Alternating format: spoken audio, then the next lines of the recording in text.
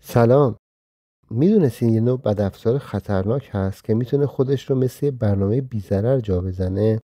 اسمش تروجانه. همونطور که در داستان اسب تروا دشمن از درون حمله کرد، تروجان هم همین کار رو با دستگاه شما میکنه. تروجانا فایلایی هستن که ظاهر عادی دارن، مثل یه نرم افزار رایگان، یک بازی یا یک فایل PDF. اما وقتی اجرا بشن، بدون اطلاع شما در پشتی رو برای نفوذ هکر باز میکنن.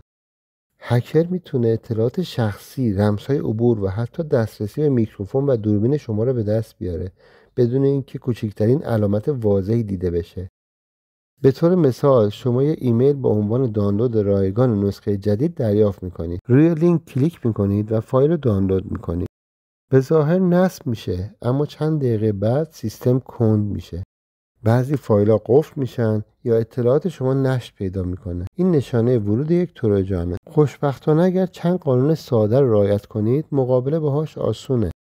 1. هرگز روی لینک ها یا فایل های ناشناخته کلیک نکنید. 2. از آنتی ویروس و فایروال فعال و معتبر استفاده کنید. 3. نرم افزارها رو فقط از سایت های رسمی دانلود و نصب کنید. و 4. سیستم عامل، مرورگر و نرم افزاراتون رو همیشه بروز نگه دارید. تروجان ها ممکنه نامرئی باشن، اما شما باید براش آماده باشید. برای محافظت از شبکه و اطلاعاتتون میتونید از راهکارهای امنیتی و مشاوره تخصصی ما استفاده کنید. امنیت واقعی از درون شبکه شما آغاز میشه.